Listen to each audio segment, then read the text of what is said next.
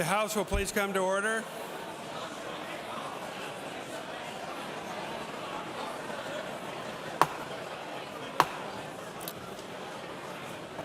The House will please come to order.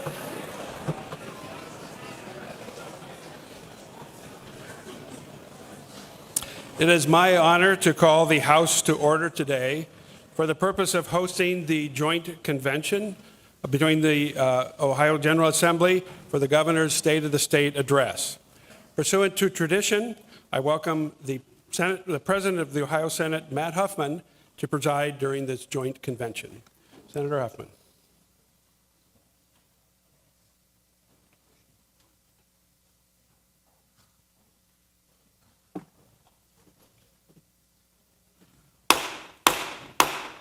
I call this joint convention of the General Assembly to order. Is there a quorum of the Senate present? The chair recognizes the President Pro Tem, Senator Hottinger. Mr. President, a quorum of the Senate is present. Is there a quorum of the House present? The chair recognizes the Speaker Pro Tem, Representative Ginner. Mr. President, a quorum of the House is present. Good. We invite our guests to please rise as we open with prayer.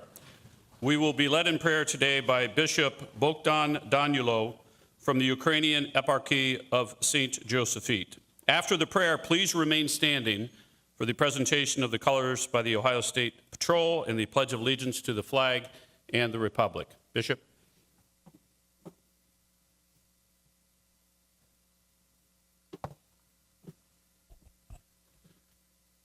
Will you bow your heads as we join as one in prayer? Dear, wise and loving Father, first let me say thank you on behalf of all of us who are gathered here today. Thank you for your many and abundant blessings. Thank you for the life itself, for the measure of health we need to fulfill our calling, for sustenance, and for our friendship. Thank you for the ability to be involved in a state of Ohio work and for the honor of bearing that responsibility. Thank you as well for the freedom to embrace the freedom or reject it. Thank you for the loving us. We pray for our governor, for our Ohio State and House of Representatives, and in particular, I am asking you that you graciously grant them wisdom to govern amidst the conflict of interest and issue of our time, a sense of welfare and a true need of the people we serve, a need thirst for justice and righteousness, confidence in what is good and fitting, the ability to work together in harmony even when there is an honest disagreement, personal peace in our lives, and joy. Further, Creator God, I pray for peace in Ukraine, that aggression cease. For that I pray. For all humanity destroyed by war, for all the lives lost, homes seized, and peace broken. May the spirit of comfort and compassion envelop all those who dwell in fear. May the spirit of wisdom and humility give strength to all the leaders of the world. May we affirm the dignity and right of all, and may we seek peace. For this I pray, amen.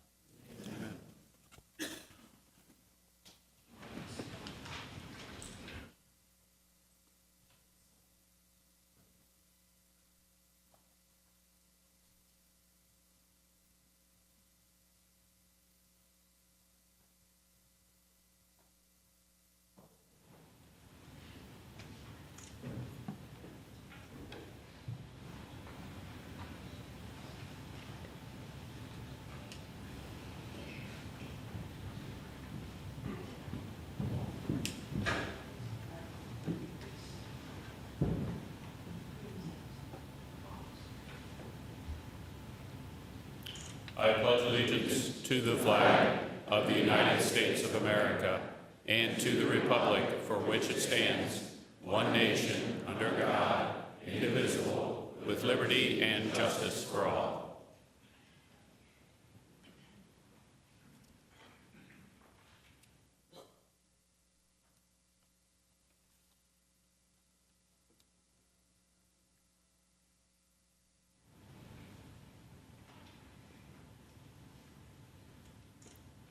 post to colors.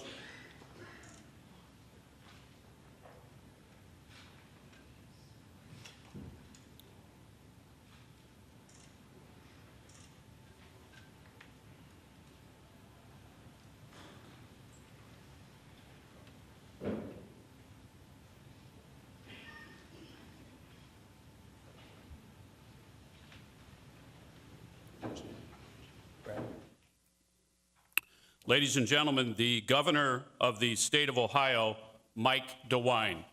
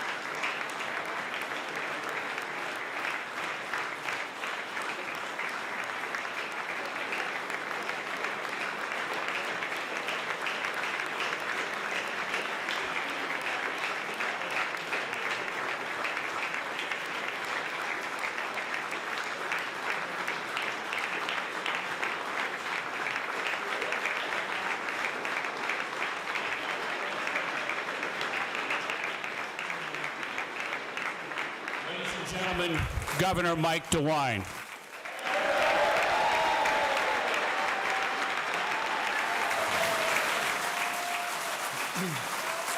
Thank you very much.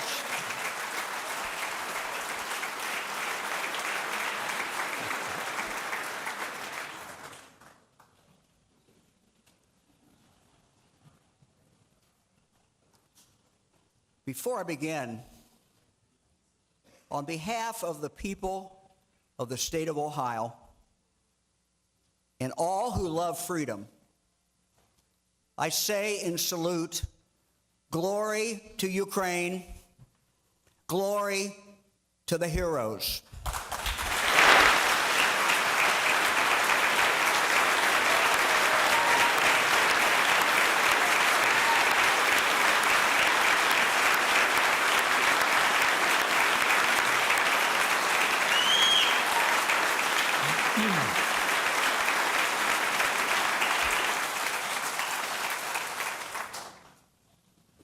Speaker Cupp, President Huffman, Leader Russo, Leader Yuko, members of the General Assembly, and justices of the Supreme Court, elected state officials, Lieutenant Governor Houston, my fellow citizens of Ohio. The state of our amazing state is strong.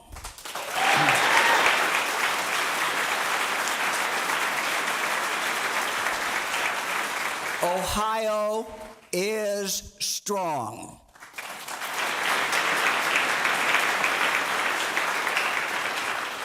I am so grateful and happy to be back here today with all of you in this historic chamber. The first time all three branches of government have gathered together in 3 years. So it's truly, truly a great day. And I want to thank all of you for yesterday honoring our friend, our former colleague, former Speaker of the House, Bill Batchelder.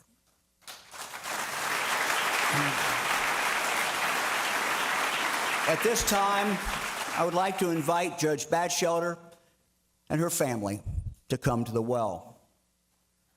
Joining Judge Batchelder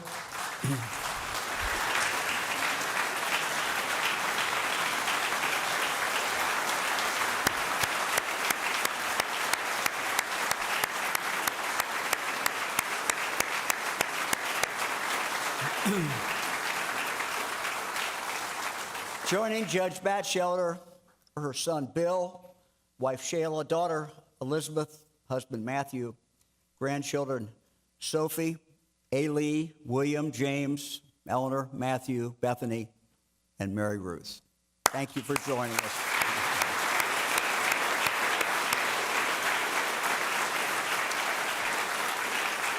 Judge, thank you so very much for being here today and bringing your children and your grandchildren. It's a special moment for all of us, frankly, to have and I hope it's a special moment for you and your children and grandchildren to stand in this chamber, in this well of the chamber of the body that he loved so very, very, very much. In Bill Batchelder's words, truly, the people's house.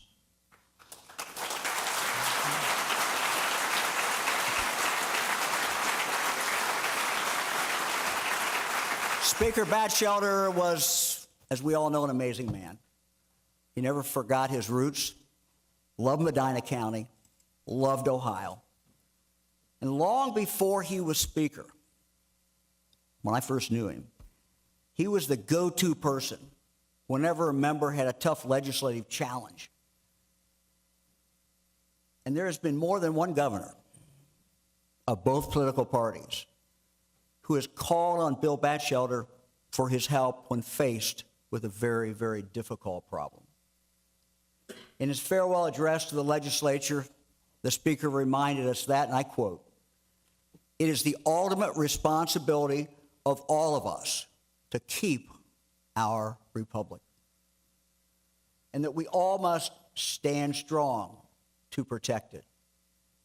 And so today, our friend's words remind us of our obligation as public servants and our duty to the people we were elected to serve. To the Batchelder family, we're honored to pay tribute today to Speaker Batchelder, our friend and a man we love very much. Thank you.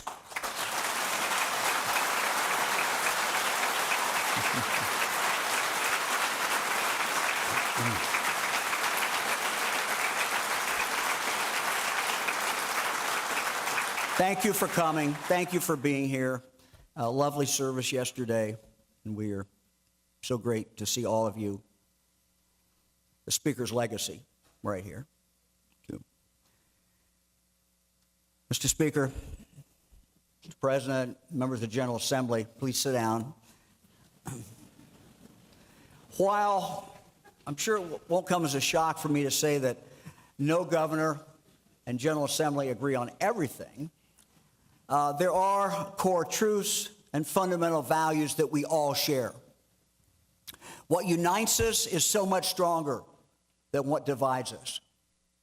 And I know that we are solidly united in our deep love for Ohio and our belief that every Ohioan deserves the chance to succeed, no matter where their zip code, no matter if they live in Appalachia, in our cities, our suburbs, no matter who their parents are. They deserve the chance to get a good paying job, to raise a family comfortably, to be secure in their future, and to live their version of the American dream. Mr. Speaker, members of the General Assembly, Mr. President, thank you. Thank you for believing in the future of our state and for investing in the things that will build a firm foundation that can lift all Ohioans. In my previous State of the State address, I asked you and I asked the people of Ohio to Invest in things where the returns will not all be immediate. And I said, in many cases, we will not see results during this administration or even in our lifetimes. Yet, we still must act. And act you did. Together, we have invested in the people of our great state. My friends, I want to start by talking about some of the significant investments that you have made, that we've all made. And then I want to talk about the work that remains to be done. Let's first talk about what we've done for our children, for they are our future. With your support, we're right now helping Ohio's youngest, most vulnerable children get the best possible start in life by doubling our investment in Ohio's voluntary home visiting programs, where trained professionals meet regularly with new and expected moms and dads to teach valuable parenting skills. We're making important investments in similar services so that fewer Ohioan babies are born exposed to opiates. We're working so that children do not grow up with lifelong brain damage from toxic lead paint that's peeling from their walls. Together, we are ensuring that more at-risk pregnant moms will have a roof over their heads, because inadequate housing is a huge risk factor for infant and maternal mortality. And we've worked to protect those who cannot protect themselves, the unborn. By increasing eligibility levels and access to quality child care, we're empowering thousands more families to take on full-time, full-year employment, promotions, higher wage jobs. And we've taken together significant steps to change our child welfare system so that the health and safety of the child always comes first.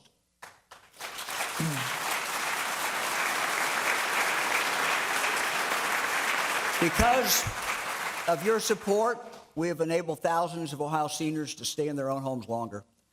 And we've helped those with disabilities to gain fulfilling employment and live more independently. In the last 2 years, we've all realized that when you need health care and behavioral health services, a virtual visit can save time, can save money, and so we've eased restrictions on telehealth services to expand access to care. In December, I signed your House Bill 122, sponsored by Representatives Frazier and Holmes and Senators Huffman and Antonio, to expand insurance coverage of telehealth. And I'm pleased to say that this new law takes effect today.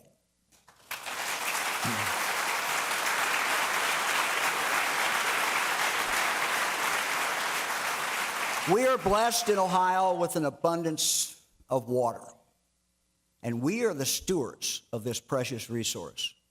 And together, we've taken unprecedented steps to preserve that water and make it accessible to all Ohioans. We are now, with your help, in the fourth year of H2 Ohio. The visionary plan to rid Lake Erie of toxic algae blooms, which threaten the drinking water of nearly 3 million of our citizens. And we've repaired and replaced decades-old lead water pipes, and we have more to go. Now, with the placement of new lines that never existed before, there are parts of Ohio where, for the very first time, citizens will not have to travel miles just to get clean drinking water. Together, we're investing in our neighborhoods to demolish dangerous, decaying, unsightly buildings and to clean up hazardous brownfield properties to spur economic development. And we're closing the digital divide with the goal that everyone in Ohio will have the necessary broadband services on which our citizens depend for everything, from homework to health care. And I want to now recognize Lieutenant Governor John Husted for spearheading this effort.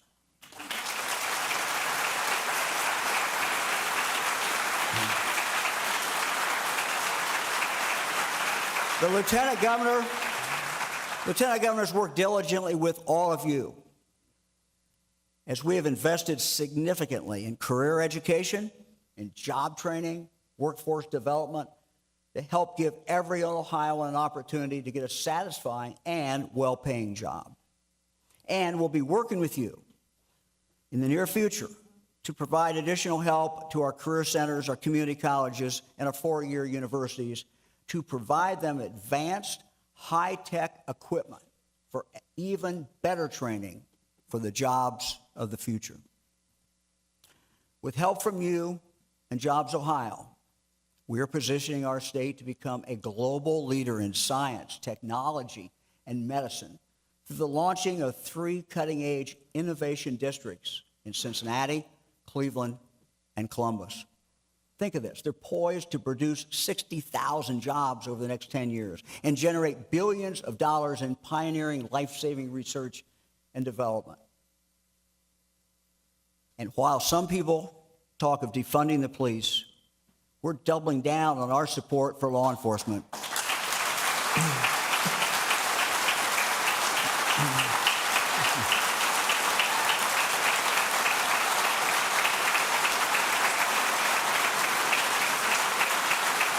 We are doubling down.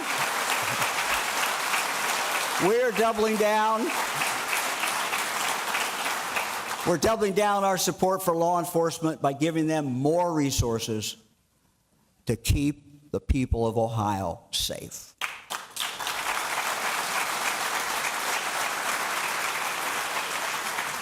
Working together, we slashed state spending at the time of the pandemic by a whopping $1.2 billion. And we cut taxes by more than $3.6 billion.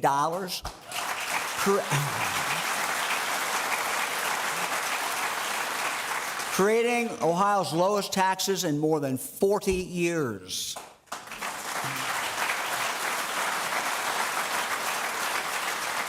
Leaving more money for businesses to reinvest in our economy and create jobs.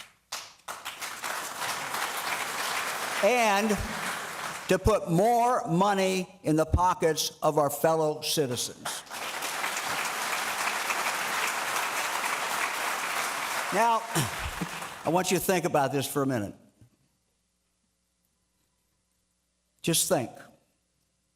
To think we've done all these things, all of them, during a once-in-100-years pandemic.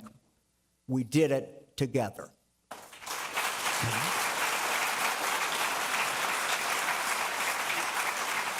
Now, though we've had many shared successes, the past couple of years certainly have been difficult for all Ohioans. And we continue to pray for those who died from COVID, and we pray for their families.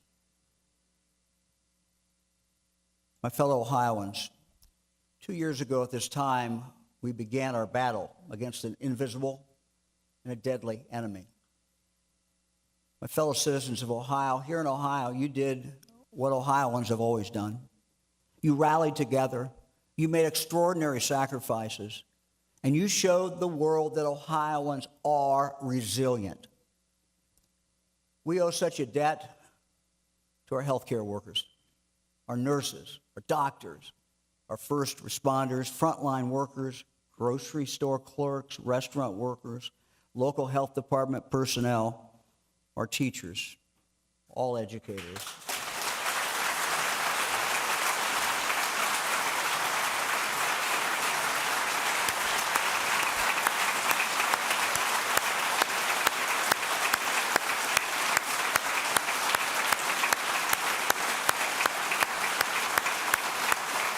And so many others, all of whom stepped up in countless ways over these past 2 years. This time I would like to ask our Ohio National Guard Adjutant General John Harris to stand. General.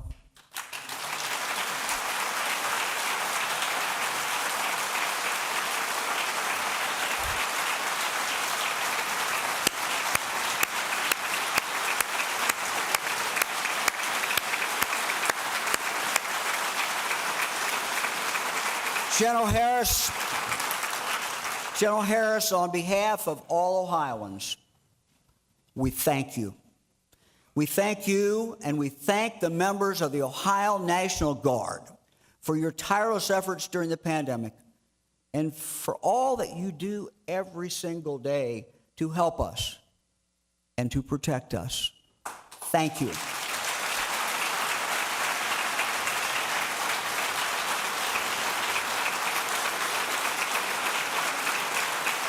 General.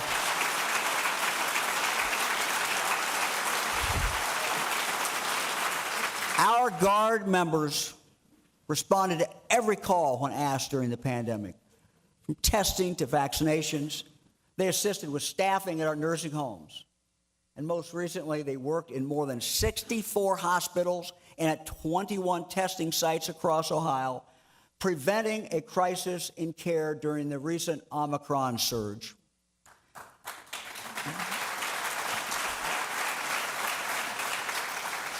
And members of our Guard also traveled to the southern border in Texas and the border in Arizona to help stop the influx of deadly fentanyl and other lethal drugs into our state and into our nation.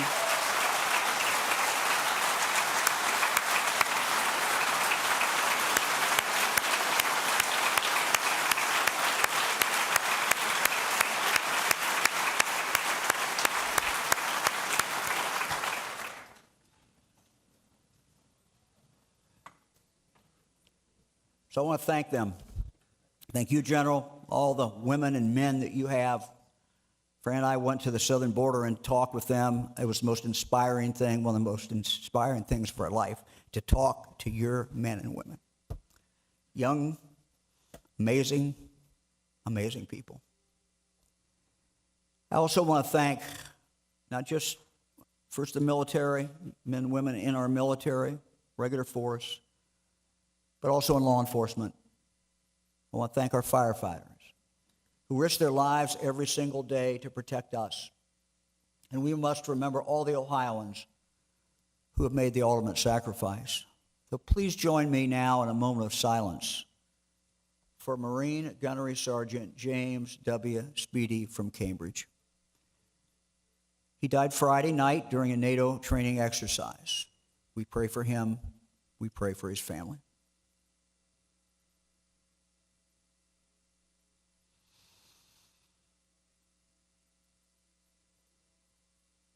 Thank you. Members of the General Assembly, this is Ohio's time. People are returning to the heartland. They're coming to Ohio because we have lower taxes, a strong business climate, and a good regulatory environment, made better recently by the enactment by you of Senate Bill 9, sponsored by Senators Rogner and McCauley. But you know, my friends, it's so much more than that.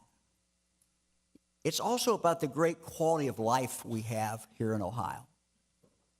No matter where you live in Ohio, you're within driving distance of amazing art, great theater, major league sports, and then there's education. We have 14 public universities, great universities, 74 amazing private colleges and universities, 23 community colleges, and a host of great career centers all over the state of Ohio.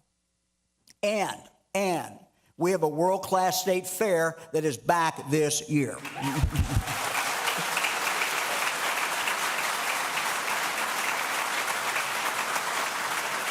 You know, there is simply no better place to raise a family than Ohio.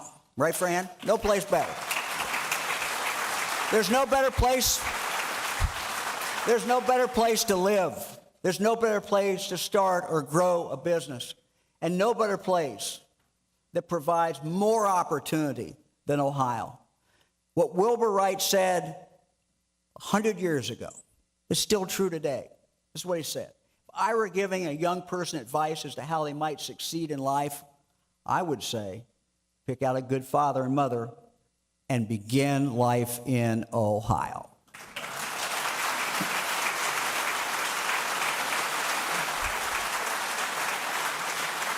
My friends, now is the time to seize our Ohio moment. Our economy is moving, Our state budget is on firm footing. Our bond rating is the highest it's been since 1979.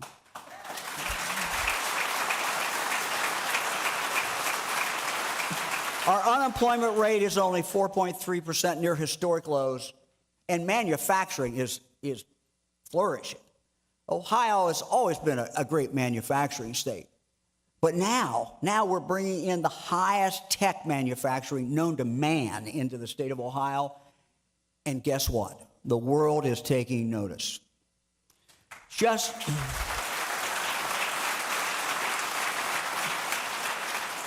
a few short weeks ago, we announced the single largest economic development investment by one company in the history of the state of Ohio.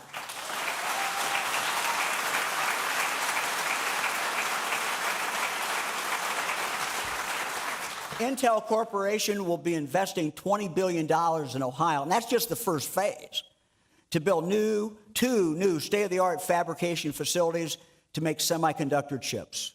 Now, this will impact not just Central Ohio, but our entire state, as many of their suppliers will be moving to Ohio. To all of you, thank you. Thank you for helping make this deal a reality. It's a game changer for our state, and will have such positive economic ripple effects all across Ohio. Your support in this legislature of the mega projects legislation through House Bill 110 made a huge difference.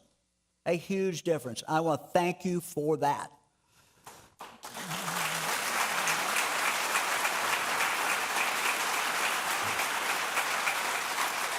But Ohio's economic success is not just limited to Intel. New manufacturing companies are locating all over Ohio. They could have gone anywhere, but they chose Ohio. Just a few examples. Cleveland-Cliffs built an amazing state-of-the-art plant in Toledo. Sherwin-Williams is building a new research facility in Brecksville, and their new headquarters is going to be in downtown Cleveland. Leading aerospace company Sierra Nevada Corporation recently set up operations in the Miami Valley at the airport. And then there's Global Cooling in Athens County, Aldium Cell in the Mahoning Valley, Nestle Purina in Claremont County, and so many, many, many more. My friends, Ohio has just taken off. And all of us in this chamber are building the environment, the climate in this state, where every Ohioan can have a better life, and where Ohio children can dream, and those dreams can really, really come true. But our work is not done. In many ways, our work is just beginning. Ohio will not rise to its highest level until we do even more than we already have in several very important areas. And I want to talk to you about those. Let's begin by talking about mental health. Now, I'm very proud of the work that we've started together. And we've done a lot in the area of mental health in the last 3 years. For example, we started the reform of Medicaid.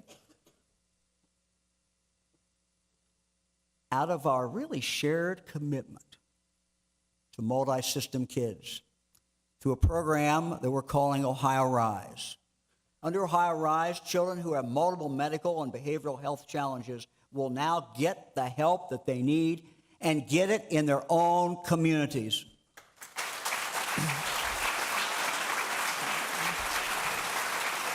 Parents will no longer be forced to give up custody in order to get their children the help they need, and families under Ohio Rise will stay together.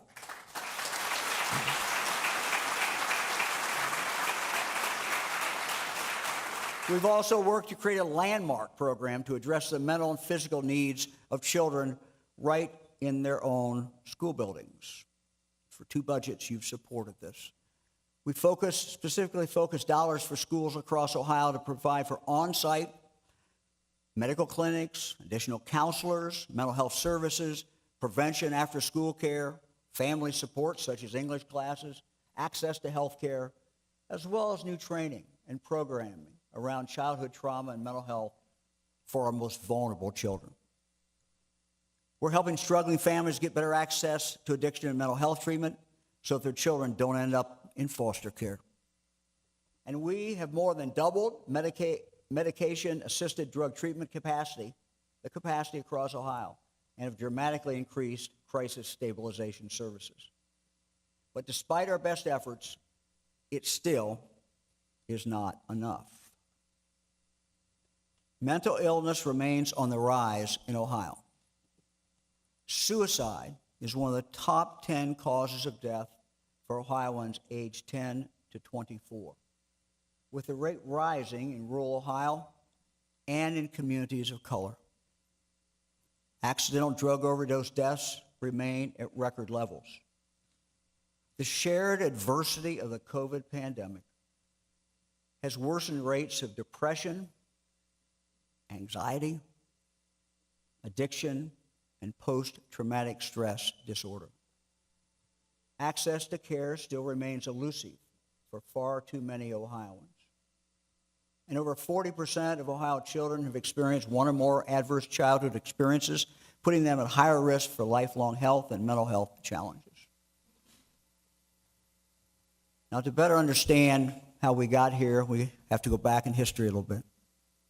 Let's go back 60 years to the Federal Community Mental Health Act of 1963, when hundreds of thousands of women and men with brain disorders were released from psychiatric hospitals, promised, as the then President John Kennedy said at the time, and I quote, they were promised that the cold mercy of custodial care would be replaced by the open warmth of community. Now, despite our good intentions, tragically, that promise was not kept, not nationally, nor here in Ohio. And that community system was never fully built. Ohio closed psychiatric hospitals, but without prevention or residential services in place, and without building full capacity outpatient care. Many Ohioans in need of support became homeless, languished in jail, or in prison. And now every day in Ohio we have families in crisis. They need immediate help. Immediate help. Too often they have nowhere to turn, no idea where to go. So the loved ones suffer, and sometimes these individuals, our friends, our family members, die needlessly. We can change this. While we can never fully remedy the mistakes of the past, we can resolve to change the course of history moving forward by making help visible, accessible, and effective in all communities of the state of Ohio. We can do this by investing significantly more resources in the following. 1, we must grow our behavioral health workforce. 2, by increasing research and innovation. 3, by building a community capacity for care that offers better crisis response services and treatment, increased prevention efforts, and more residential and outpatient services. Seated in the gallery today, next to the First Lady, is my longtime friend, Terry Russell, and his wife, Retta, and their son, Luke. Terry leads Ohio's chapter of the National Alliance on Mental Illness. I have met no stronger advocate for those suffering from mental illness and their families, the real heroes, as Terry calls them. After 50 years of dedicated work, he will be retiring later this year. And I know that Terry shares my goal for Ohio to lead the world in behavioral health research, community care, and workforce development. My friends, Ohio can be the model for the country and the world. The future Ohio that I envision has the best, most robust behavioral health workforce in the country. A workforce that is hailed as heroic and valued as a vital part of our whole healthcare system. I see an Ohio with expanded residential and community-based outpatient treatment options, so fewer of our fellow citizens need to be institutionalized or placed in long-term hospital care. I see an Ohio that catches and treats mental health problems and addiction at the earliest onset to lessen the chances of lifelong challenges. And I see an Ohio where families get support in their own communities as well as at school, so that teachers can teach kids, kids can learn, parents can worry less, because all kids in the classroom benefit when every child has the support to be physically and mentally healthy and the opportunity to live up to their God-given potential.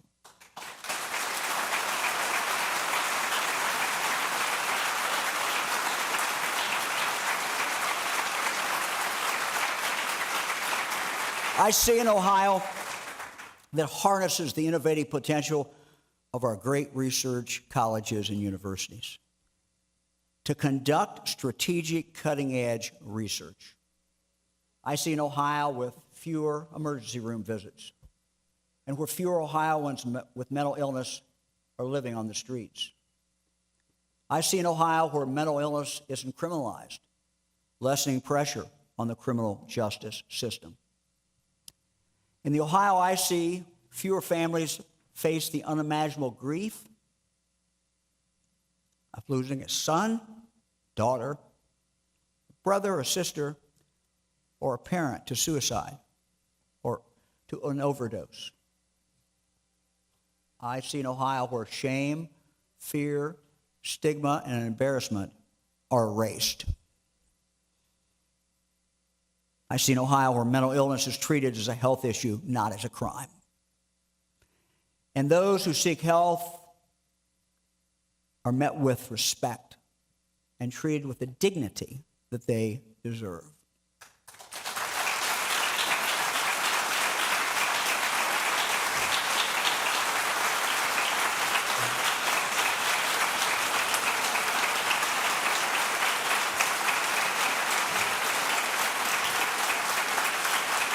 Now, realizing this vision will require us to take a giant step forward. But if we build on our successes and the work we've started together, we can truly bring about lasting change. My friends, the system isn't broken. It was just never fully built.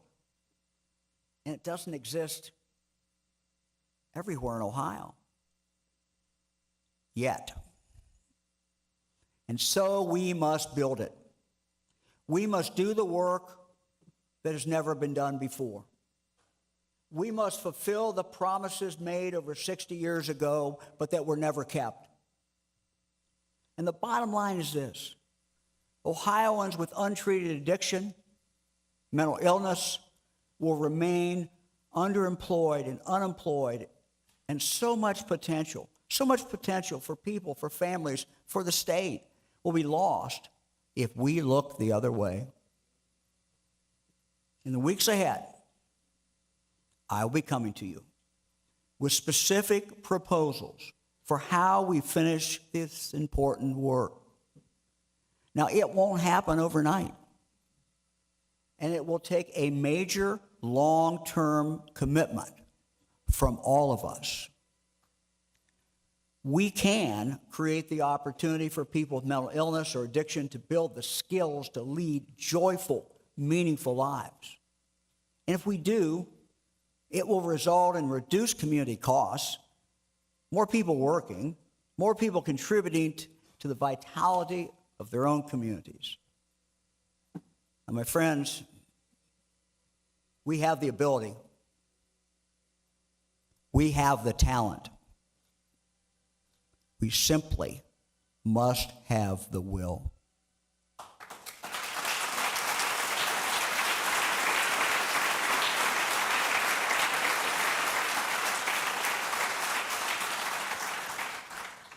Let me now talk about our state parks, our wildlife areas, our nature preserves and scenic rivers, which together really are the crown jewels of Ohio. We are blessed with a system of 75 and soon to be 76 state parks. With state parks that in Ohio, by the way, are free to go into. Many Ohioans discovered or rediscovered the state parks during the pandemic. From Maumee Bay to Geneva to Lake Hope to Great Seal, the Houston Woods to John Bryan, our state parks add so much to our quality of life and make Ohio such a great place to live. Access to nature is a vital part of both physical and mental well-being, and our parks have something for everyone. The calming influence for those looking to relax, the adrenaline-pumping activity for those looking for a thrill, and everything in between. Thanks for your support and your investment. We are working to make these wondrous places even better and more accessible. Improvements are being made right now at our parks across the state. To the east, we're working on a master plan that will connect fantastic places such as the Wilds, the new amazing Appalachian Hills Wildlife Area that you purchased, Jesse Owens State Park, Burr Oak State Park, all together to create a one-of-a-kind adventure. I'm also excited about the development going south, Shawnee State Park. On the banks of the Ohio River, guests will be able to mountain bike, paddle, travel along one of the Imagination Library's storybook trails, and stay at a full-service campsite. Brand new experience down there. Soon, more people will be able to stay at the new lodge at Hocking Hills, Ohio's first new state lodge in more than 30 years.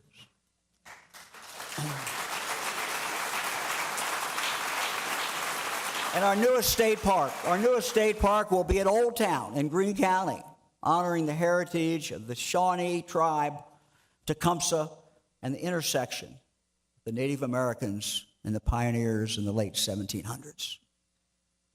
Members of the General Assembly, our dream is for Ohio to have the best state park system in the country. In the weeks and months ahead, I'll be asking you to reinvest in our magnificent state parks, as I know we share a commitment to preserving their natural beauty and the natural beauty that God has graciously bestowed upon Ohio. By continuing to invest in our parks, when visitors come, they will feel like family. And they will say, "This is Ohio."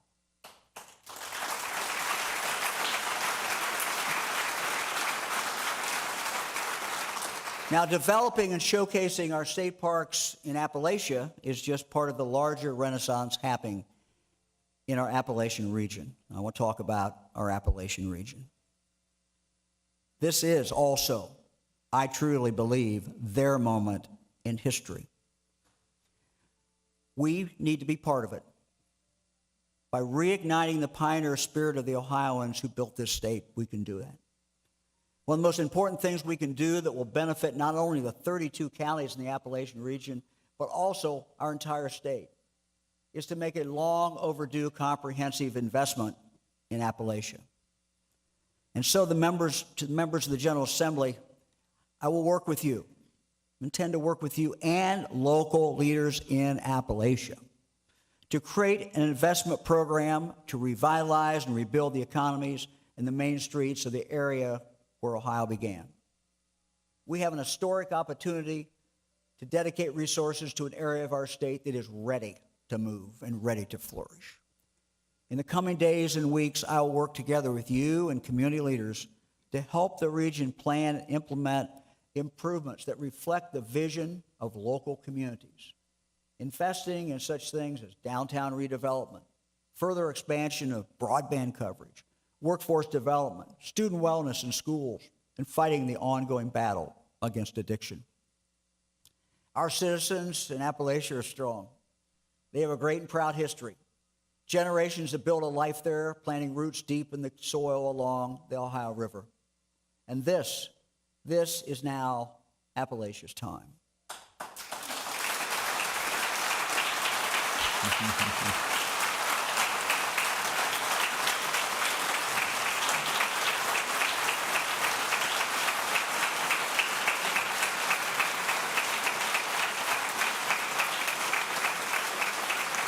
Ohio, a great state, but there remains gaps in access to opportunity for too many of our children in our cities, in our suburbs, in our rural areas.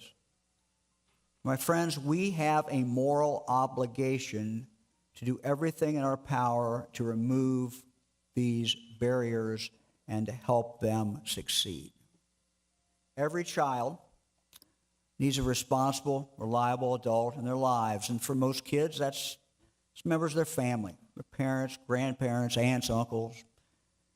But we also know that tragically there are some children in Ohio, and they're all over Ohio, different regions, who don't have that, or at least don't have it consistently.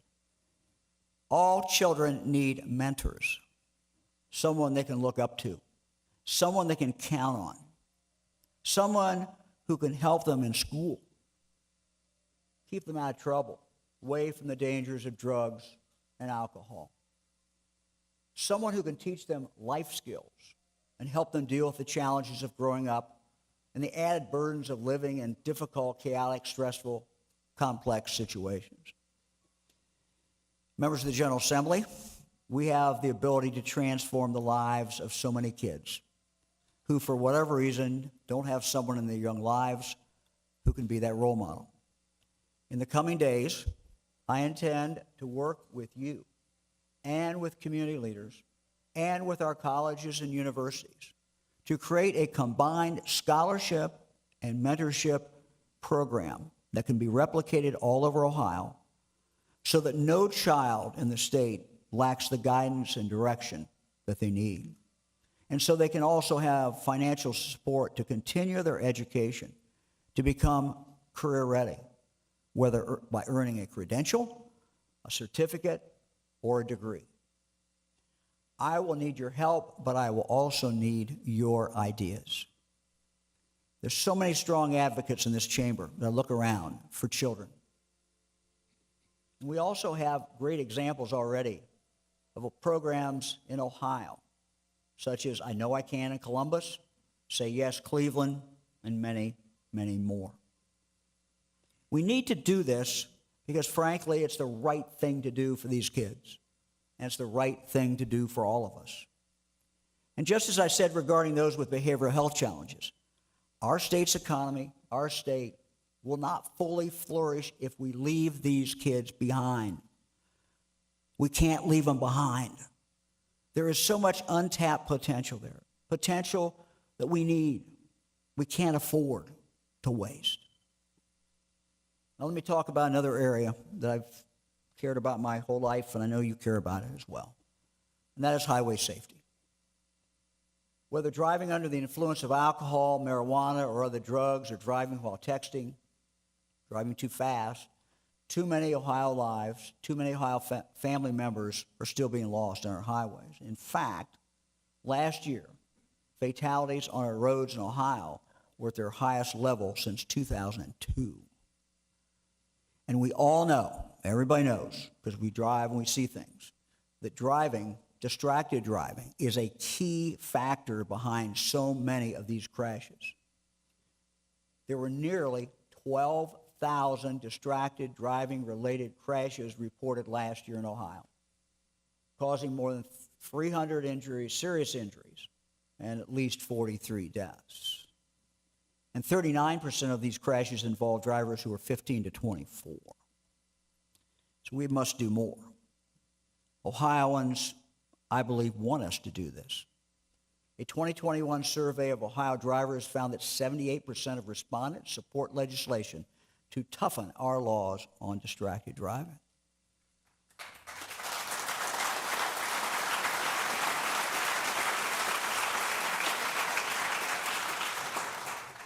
Representative Abrams, Lampton have a bill, House Bill 283, pending before you now, that if passed, will significantly help decrease distracted driving tragedies.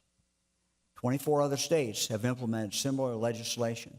And in those states, they have seen significant reductions in serious and fatal accidents. My friends, lives are at stake. Please pass this bill.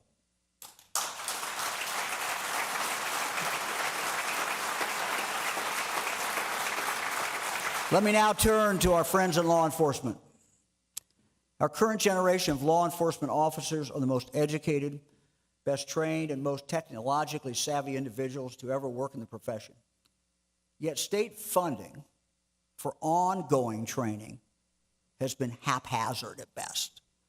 Some year, the state funds police training. Most years, we don't. Professional development training, year after year, is something that every single police officer I've ever talked to wants. And it also directly benefits the public. In your wisdom, last year, in your budget, you created a commission to study this problem. This commission was chaired by Senator Hoagland and had representatives from law enforcement, the community, the Attorney General's office, and also included Representative Richardson, West, and Abrams, and Senators O'Brien and Thomas. I'm asking you today, please simply adopt the recommendations of the commission that you created.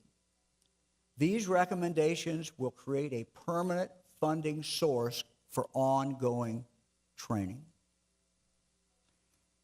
Now, in addition to properly funding law enforcement training, we also must do a better job of treating and viewing our deputies, our officers, troopers, like we do other professionals in this state.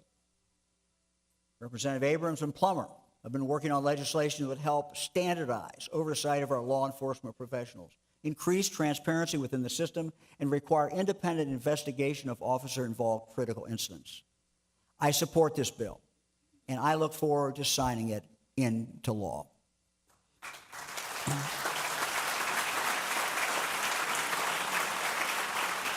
Finally, we must work hard to support our officers and deputies by giving them the resources to go after violent criminals. I want to talk about this for a moment. We know that just a small number of dangerous offenders are in fact causing the vast majority of violence in our communities across Ohio. Recently, we all allocated $250 million to address, in part, violent crime in our communities. But we also know that money alone is not enough.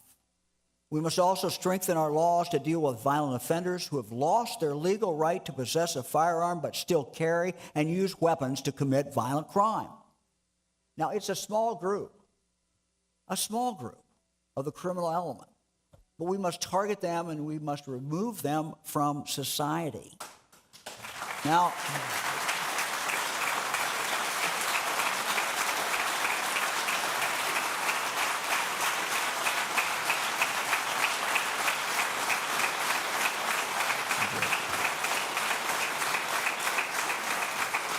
there is a bill pending before you that achieves this goal by increasing penalties on these dangerous felons.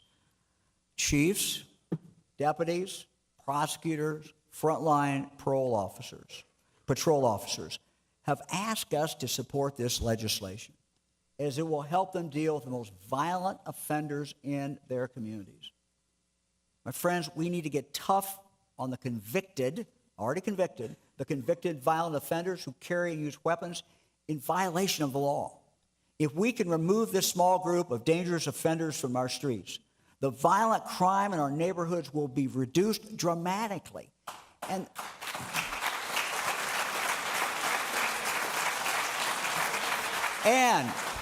most importantly, the citizens and the families who live there will be safer and lives will be saved.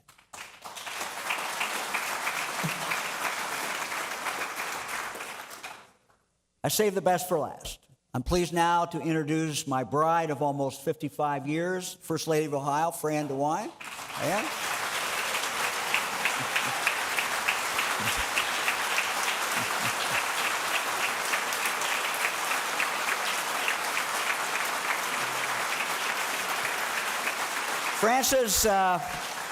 Frances is and always has been an amazing champion for kids.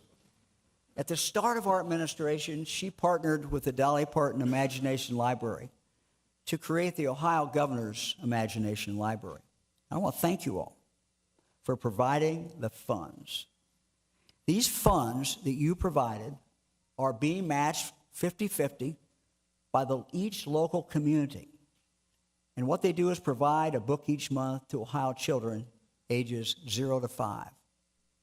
When we started, only 13% of Ohio eligible kids were receiving these books. Now that number has risen to 43%.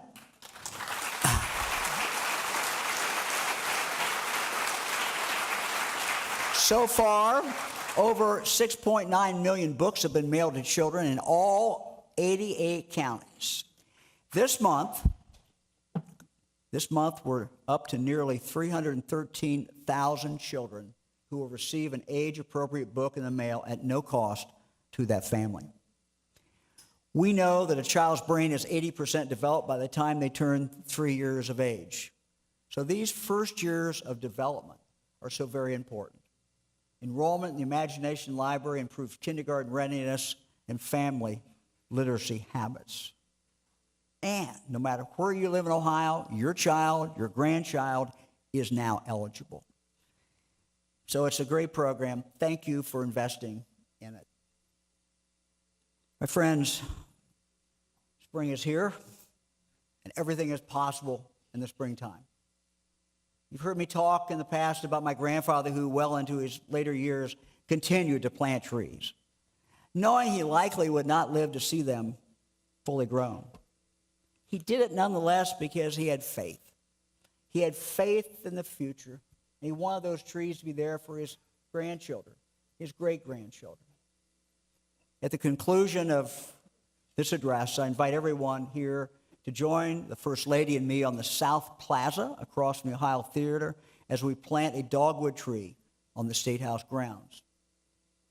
Dogwood tree, native to Ohio, represents renewal and rebirth. We plant this tree today as a symbol of our shared faith in Ohio's future and as a recommitment to investing in things that may not have results today, but that will transform tomorrow.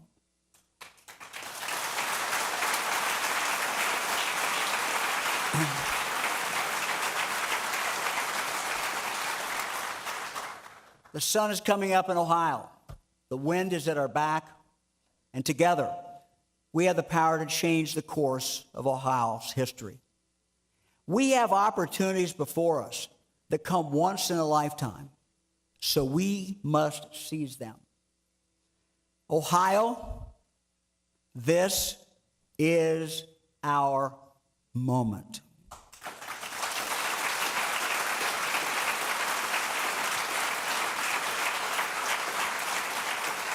Perhaps our fellow Ohioan, who you may have heard of, Joe Burrow,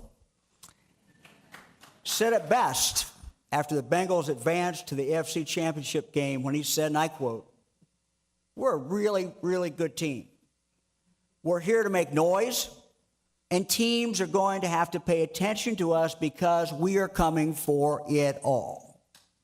Well, my fellow Ohioans, so is the state of Ohio.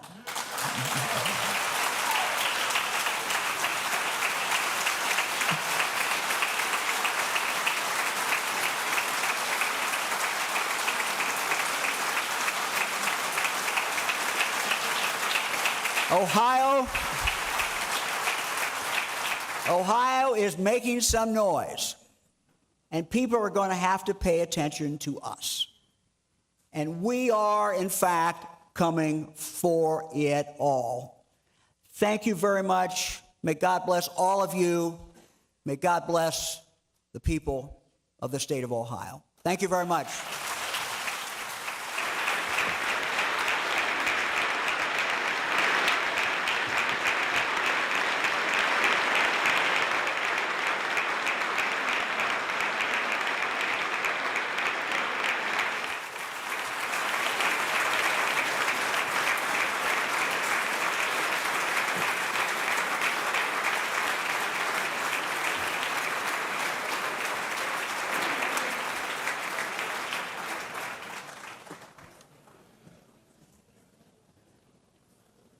The chair recognizes the President Pro Tem, Senator Hottinger, for a motion. Mr. President, I move that the joint convention adjourn. Without objection, the joint convention is adjourned.